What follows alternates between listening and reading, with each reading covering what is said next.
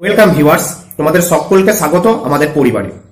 আজকে তোমাদের সামনে যে বিষয়টি নিয়ে আলোচনা করতে চলেছি সেটি হলো 2024 সালে তোমরা যারা মাধ্যমিক পরীক্ষা দিয়েছো তোমাদের মনে এই প্রশ্নটি কিন্তু বারবার ঘোরাফেরা করছে, রেজাল্ট কখন বের হবে। বিভিন্ন সোশ্যাল মিডিয়ার মাধ্যমে তোমরা জানতে পারছো এই মাসে রেজাল্ট বের হতে পারে, অমুক সময় রেজাল্ট বের হতে পারে।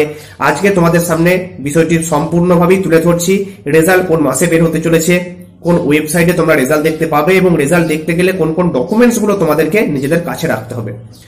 দেখো, প্রথমেই বলি, বিগত বছরে যে মাধ্যমিক পরীক্ষা হয়েছে তার উপর ভিত্তি করে এটুকু সকলেই অনুমান করতে পারে পরীক্ষা শেষ হওয়ার পর 90 দিনের মাথায় কিন্তু তোমাদের রেজাল্ট প্রকাশিত হয়।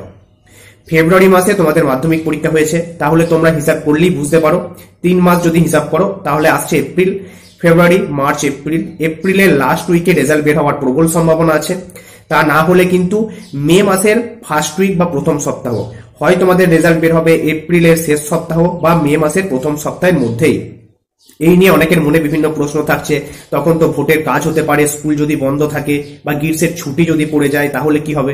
দেখো, সেই নিয়ে কোনো রকম সংশয় করার তোমাদের কোনো জায়গায় নেই, তার কারণ রেজাল্ট বের হওয়া নিয়ে এই গ্রীষ্মের ছুটি বা ভোট এর কোনো সম্পর্ক কিন্তু নেই। রেজাল্ট প্রথমে তোমাদের ওয়েবসাইটে আপলোড হবে, তোমরা নির্দিষ্ট ওয়েবসাইটে রেজাল্ট দেখতে পাবে, তারপর স্কুলে গিয়ে তোমাদের রেজাল্ট আনার জন্য নির্দিষ্ট দিন কিন্তু ঘোষণা করা হবে যে ওই দিন তোমরা স্কুল থেকে রেজাল্ট পেয়ে যাবে।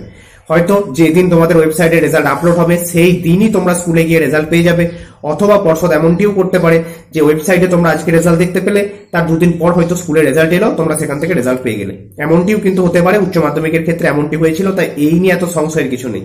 রেজাল্ট পাবে, স্কুল বন্ধ থাক বা না থাক, পর্ষদের তরফ থেকে স্কুলের শিক্ষক মহাশয়দের নির্দেশ দেওয়া হবে, তারা স্কুলে গিয়ে তোমাদের হাতে কিন্তু রেজাল্ট তুলে দিতে বাধ্য থাকবেন।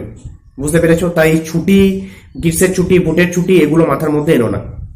এবার তোমরা বলতেই পারো রেজাল্ট কোন ওয়েবসাইটে তোমরা দেখতে পাবে। দেখো, পর্ষদ এখনো নোটিফিকেশন কিন্তু দেয়নি, নোটিফিকেশন আকারে কিছু জানায়নি। নোটিফিকেশন যখন দেবে সেখানে প্রায় 10 থেকে 12 খানা ওয়েবসাইট কিন্তু তোমরা পাবে। মোস্ট যে ওয়েবসাইটটি সব থেকে ফাস্ট বা যে ওয়েবসাইটে খুব দ্রুত তোমরা রেজাল্ট দেখতে পাও সেটি হলো wbbse.wb.gov.in। এই ওয়েবসাইটে খুব দ্রুত রেজাল্ট দেখা যায়, এই ওয়েবসাইটেও তোমরা রেজাল্ট দেখতে পারো। পর্ষদের নোটিফিকেশনে আশা করি এই ওয়েবসাইটটিও কিন্তু উল্লেখ করা থাকবে। আরেকটি প্রশ্ন তোমাদের মনে কাজ করে যে কোন কোন ডকুমেন্টস লাগে রেজাল্ট দেখার ক্ষেত্রে। দেখো, রেজাল্ট দেখতে গেলে তোমার রোল নাম্বার এবং ডেট অফ বার্থ এই দুটি অবশ্যই কিন্তু তোমাদের লাগবে। রোল নাম্বার এবং ডেট অফ বার্থ দিয়ে তোমরা কিন্তু মাধ্যমিকের রেজাল্ট দেখতে পাবো। বুঝতে পেরেছো? পর্ষদের যে নোটিফিকেশন তার অপেক্ষায় আমরা সকলেই আছি। যখনই নোটিফিকেশন আকারে জানানো হবে অবশ্যই তোমাদের সামনে বিষয়টি উপস্থাপন করব। এটুকু জেনে রাখো, এপ্রিল মাসের লাস্ট উইক অথবা মে মাসের ফার্স্ট উইকের মধ্যেই তোমরা কিন্তু রেজাল্ট পেতে চলেছো। তোমরা চাইলে গুগলে গিয়ে সার্চ করতে পারো, সেখানে কিন্তু দেখাচ্ছে মে মাসের ফার্স্ট উইক। বুঝতে পারলে?